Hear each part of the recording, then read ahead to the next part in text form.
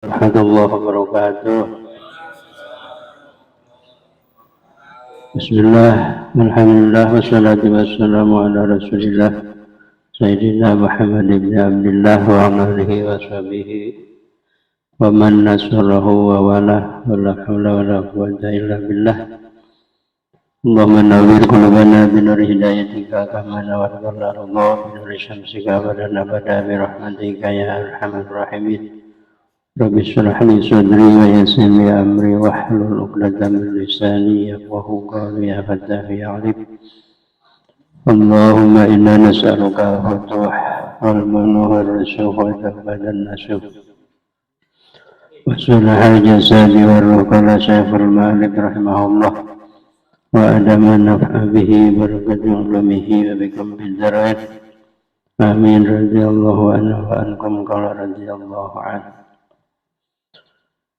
Waruwiya an Rasulillah sallallahu alaihi wasallam annahu qala innallaha ta'ala kariha lakum al-abath bis-salah wal lagu fil qira'ah war-rafath siyam ad-dhahku indal maqabir.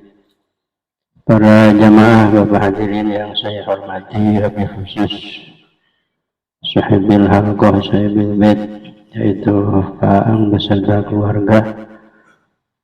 Sama-sama kita hormati Ketua Majelis Taklim Nurul Fatah, yaitu Bapak Syukron beserta jajaran, juga sahibil wilayah Bapak Ketua RT 08 Bapak Karyo beserta staf, para hadirin, para sepuh, para orang tua. Alhamdulillah terlebih dahulu marilah kita memanjatkan puji dan syukur kehadirat Allah Subhanahu wa Ta'ala, di mana pada malam hari ini alhamdulillah kita masih diberikan umur panjang, sehat dan afiah, sehingga berkenan hadir di tempat yang mulia ini dalam rangka talabul ilmi. Mudah-mudahan ilmu yang kita dapatkan bermanfaat sehingga menjadikan bekal untuk petunjuk hidup kita di dunia, untuk kita mendapatkan kebahagiaan di akhirat kelak.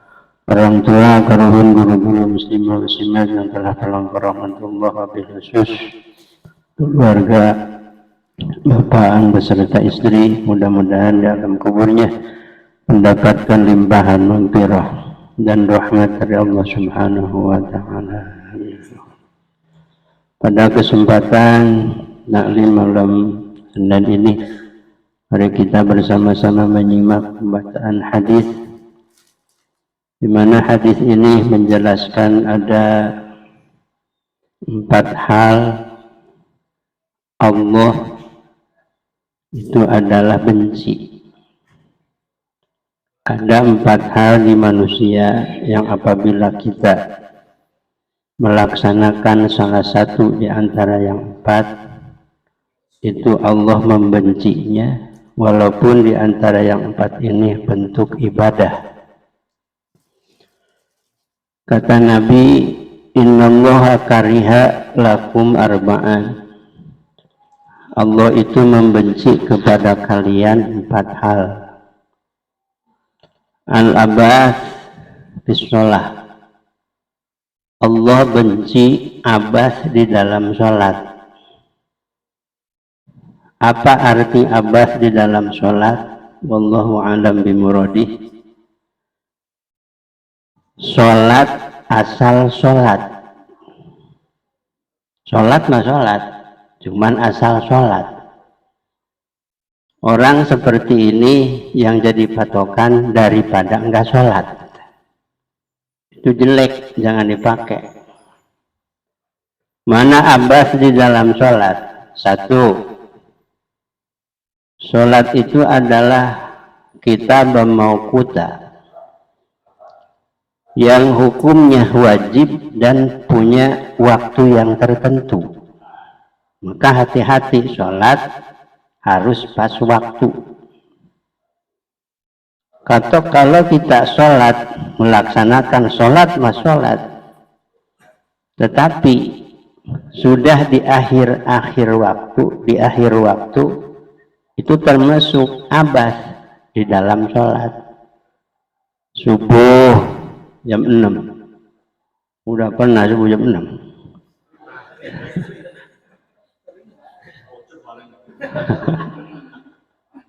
Ya pagi jam 6 bayarnya. Kalau kesiangan mah Pak enggak masalah.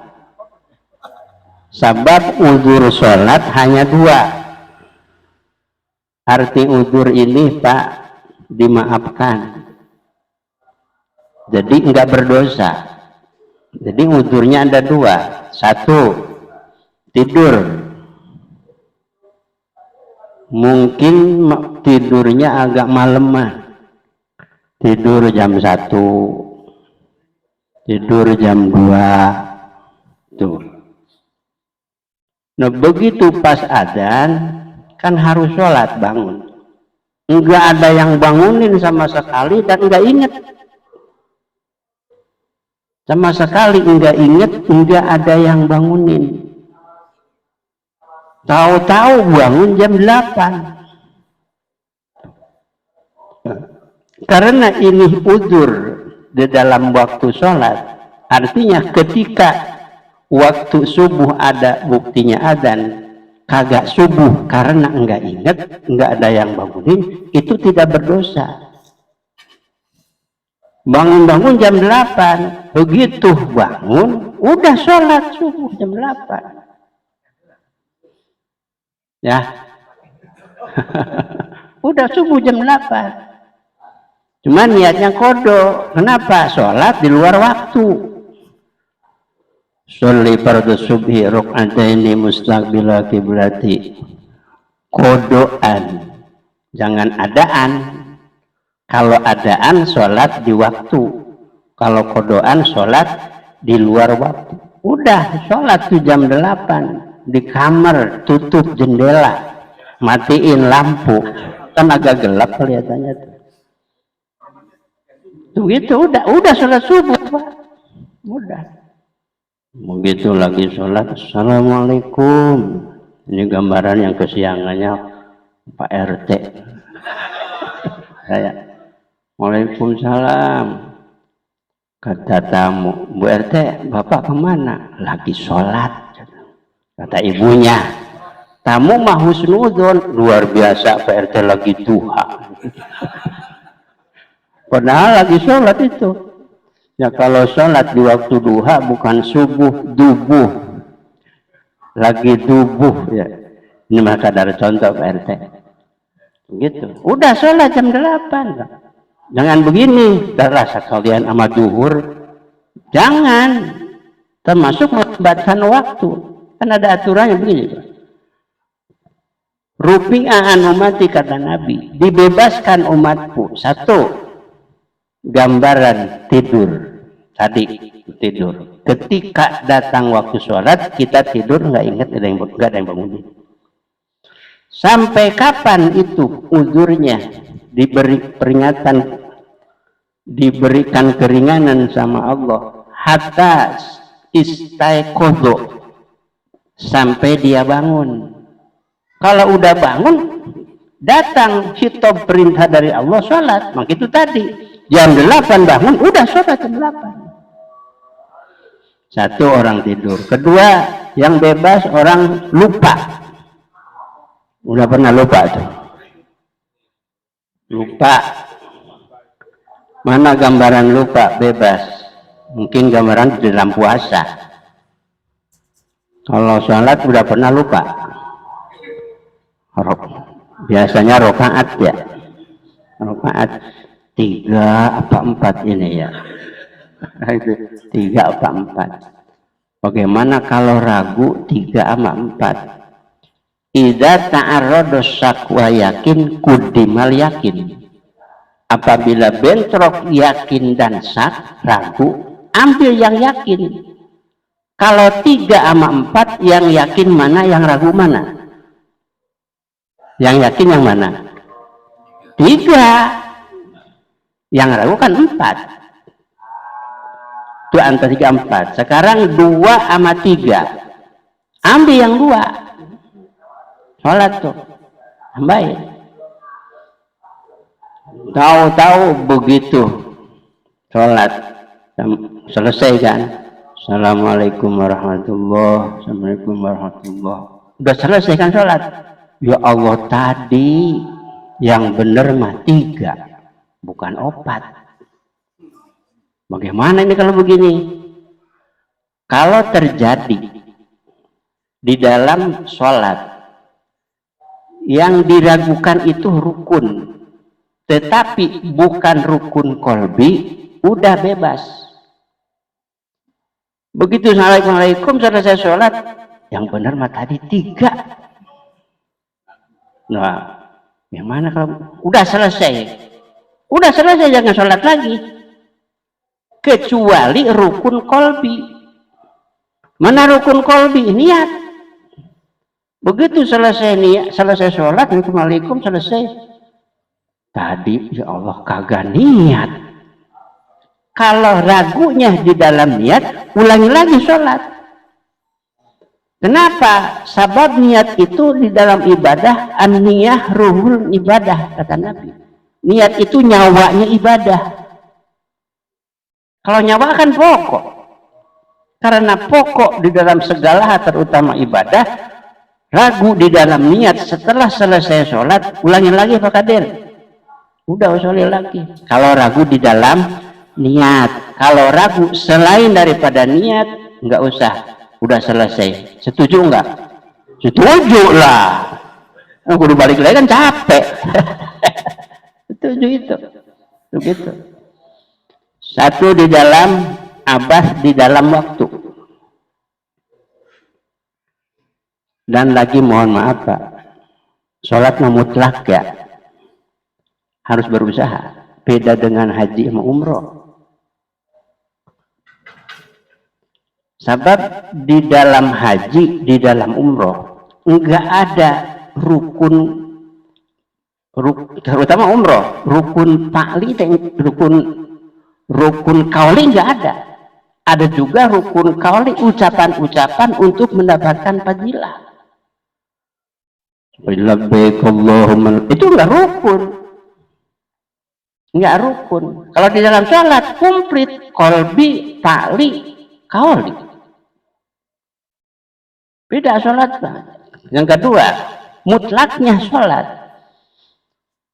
Dimanapun, kapanpun, situasi bagaimanapun, kalau sudah masuk waktu, wajib sholat.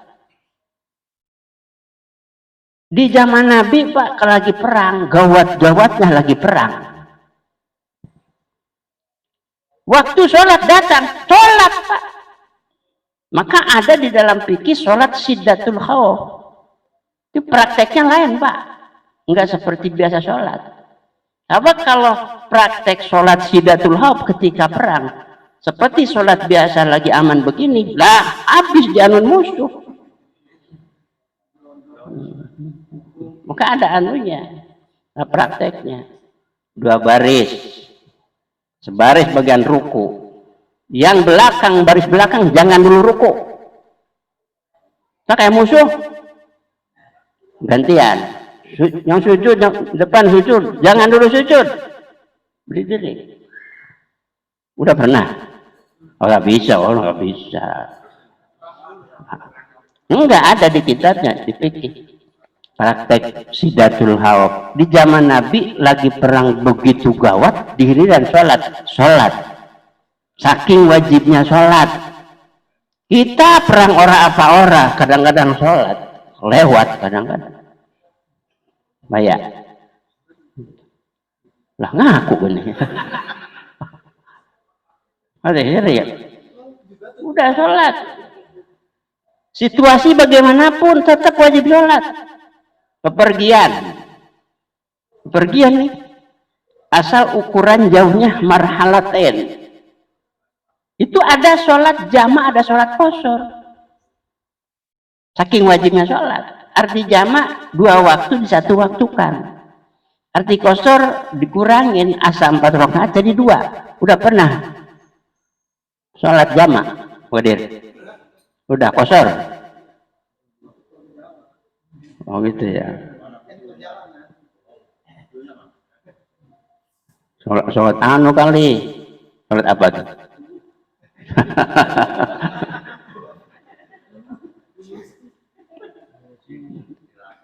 Emang kudu bisa, Pak. Jamaah ada dua, takdim, takhir. Takdim, contoh, takdim itu jamaah takdim, asar ditarik ke duhur, dikerjakan di sholat duhur 2 waktu, itu jamaah takdim. Kalau takhir, duhur ditarik ke asar, dikerjakannya di sholat asar. Itu saking wajib sholat bisa digituin. Hah? Nah, niat. Ada niat jamaah takdim, ada niat jamaah takhir. Niatnya begini, khusyuk.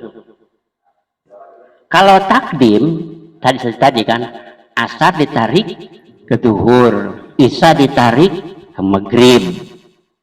Ini jamaah. Sekarang jamaah takdim, duhur, asar ditarik ke duhur. Soalnya begini, Kang Khusyuk. Mengerjakannya duhur dulu wajib ya.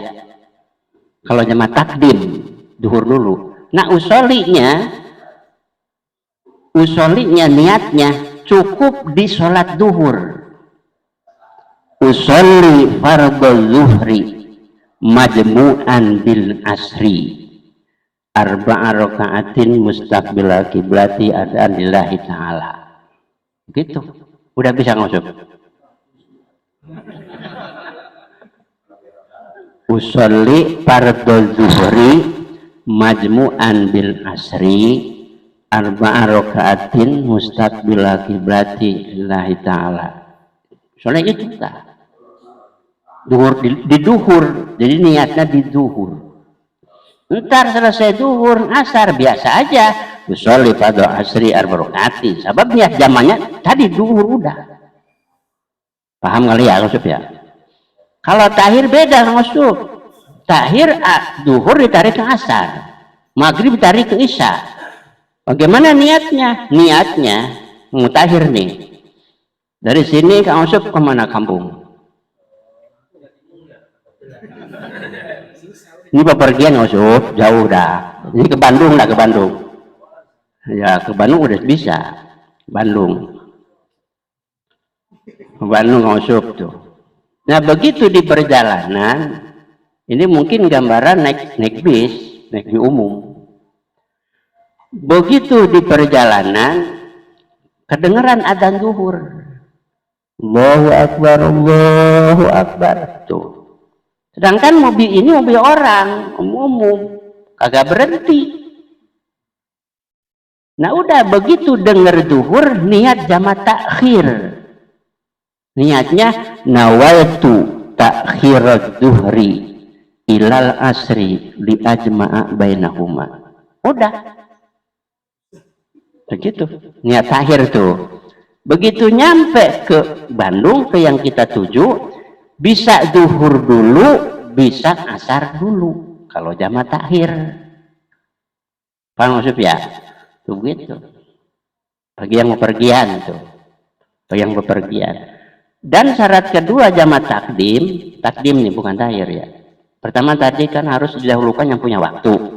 Zuhur dulu, baru asar. Maghrib dulu, baru isya. Wal mualatu bainahuma. Kalau jamaah takdim, antara sholat yang awal buktinya zuhur, dengan sholat asar jangan terpisah walaupun dikir. Begitu selesai zuhur langsung asar. Bangun lagi, jangan duduk dulu istighfar. Langsung selesai zuhur, langsung asar. Wadawamul udri, dan harus ada di perjalanan. Artinya apa? Sholat jamaah takdim itu disyaratkan selama kita masih ada di perjalanan atau di tempat perantauan tujuan. Jadi selama Kang Usuk ada di Bandung, boleh dijamak tuh. Nah, gini waktunya. Waktunya ada jamak, ada qashar buat tamu. Itu yang disebut doib, tamu ada waktu, Pak. Salah satu ayam. Disebut tamu itu 3 hari.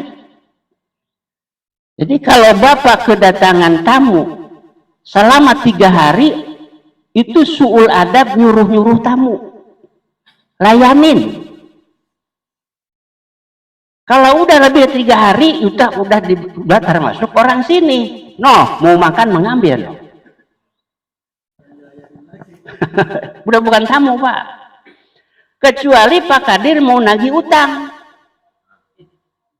Pak Kadir punya sangkutan orang sama Pak Kadir. Udah 3 hari belum ada bayar duitnya. Pak Kadir kudu nanya. Selama 3 hari boleh Pak Kadir dijama. Udah lebih 3 hari nanya, ini ngomong-ngomong duit yang benar kapan? Oh, ntar 4 hari lagi, seminggu lagi. Kalau seminggu lagi, tambahin 3 hari. Jadi 6 hari mah yang tadi.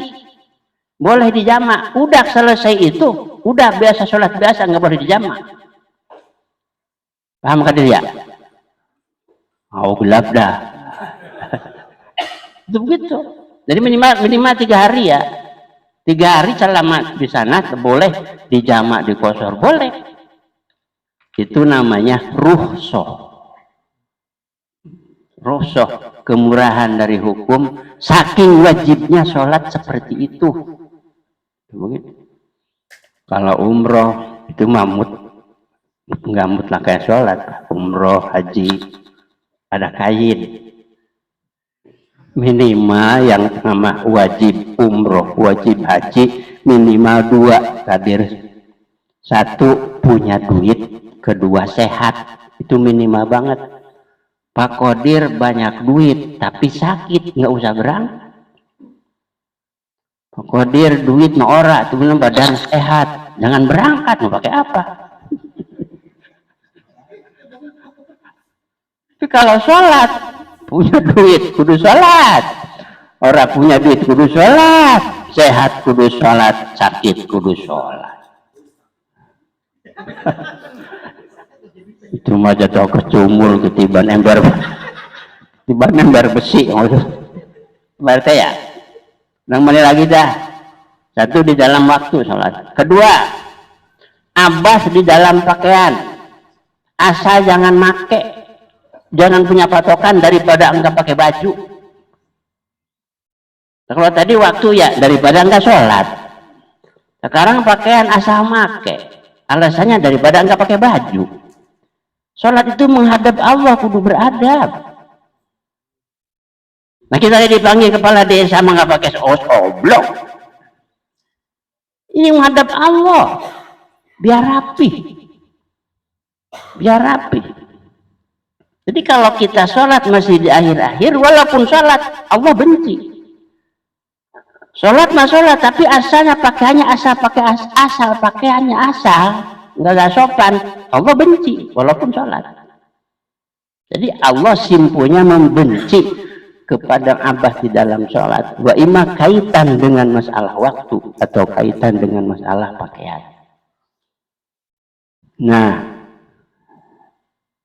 saya belum lama Pak di rumah, begitu keluar dari masjid, ya ibu-ibu, Waalaikumsalam, Bapak numpang sholat ya? Ya Bu. Nah ibu dari mana? Dari nggak disebut ya. Habis dari mana? Ngejemput anak SD. Terus ibu mau kena nggak? Enggak. Tunggu dulu tuh saya ngambil mau kena. Nggak apa-apa, saya sholatnya begini. Ya Allah. Tuh pada songong zaman sekarang. Yang namanya perempuan mah sholat itu mukena. Mukena itu citra bagi sholat perempuan. Menghadap Allah kayak mau menghadap guru, mengambil anak. Lah kan begitu judulnya. Emang pada sombong sekarang mah. Allah benci itu, menganggap benci Allah. Begitu Pak Kadir. Songong itu. Songong Pak. Ada di sono di Al Inayah waktu itu, tahu siapa yang begitu. orang yang pucuk sekolah, ya Allah, cuman nggak anu doang kita, pegal mah pegal, sholat kayak begitu Pak RT. Saya mau diambilin mau kena.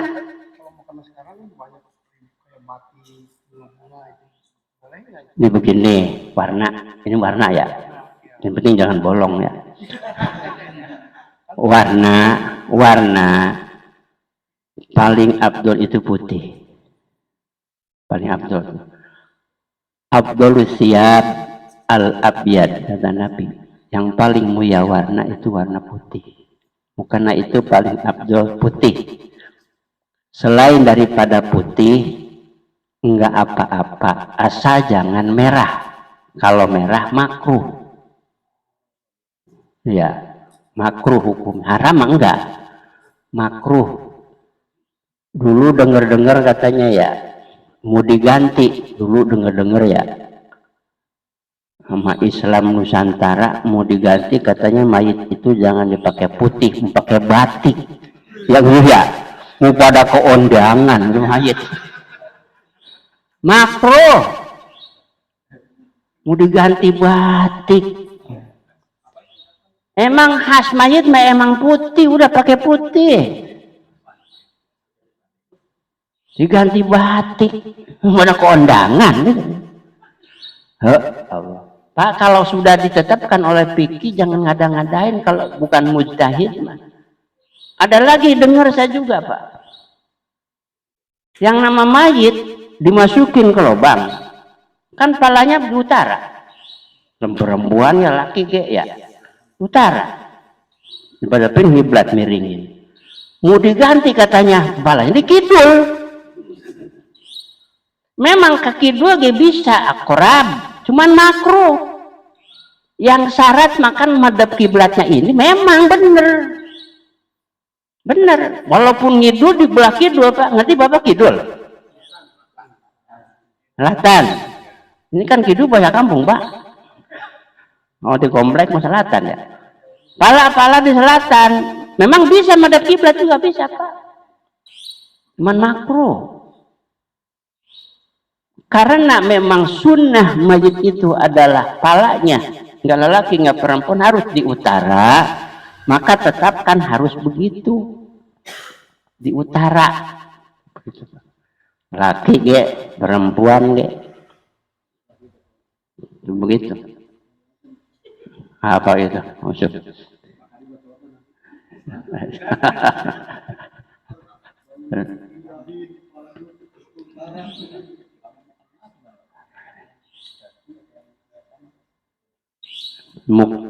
Jadi mukana itu kan perempuan itu semuanya aurat illal wajha wal kafen, kecuali telapak tangan sama muka itu di dalam sholat. Jadi ketika sholat ibu-ibu muka itu biar kelihatan, biar dibuka, terutama jidat. Saya apa jadi cerita juga itu. Saya lihat sendiri, terutama di Madinah waktu umroh. Kan kalau mau sore itu kan pada datang tuh. Kalau ibu-ibu di Madinah misah, belah selatan di luar, ada di dalam juga belah selatan. Kan Masjid Nabawi itu kan ke kiblatnya kan ngidul ke selatan. Sebab dari Mekah ke Madinah itu ke utara. Kata saya ini perasaan gitu, emang begitu Pak. Kata pembimbing. Ini ngomong-ngomong ini masjid berapa leganya kata gitu. Ini masjid Pak Ustadz katanya. Leganya masjidnya luasnya 16 hektar.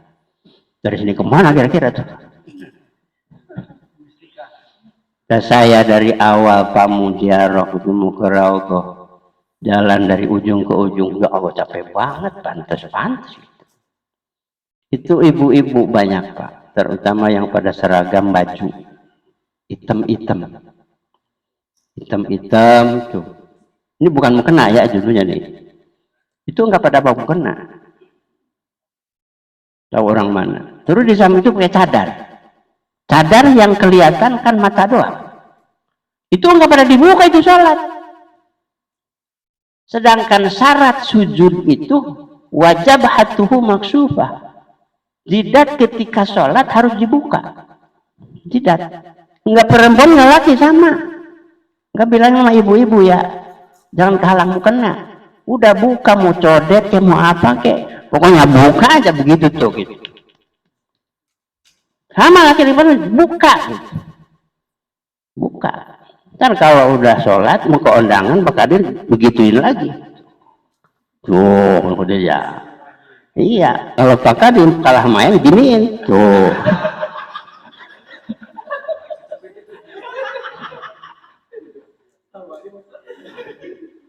Ini mah kali gitu masuk. Itu nggak pada dibuka itu sadar. Nah itu yang asal sholatnya gitu tuh. Allah alam dah. Pokoknya yang jelas Mekah Madinah itu dikuasai Wahabi. Begitu aja udah. Begitu aja udah simpulnya.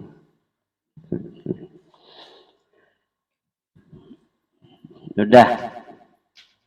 Apa tadi ya? Abah di dalam sholat, udah sholat. Satu aja dulu ya, 3 lagi besok nanti. Capek langsung.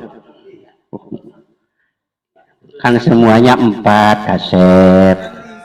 Baru Abah di dalam sholat. 3 lagi belum. Nanti dah.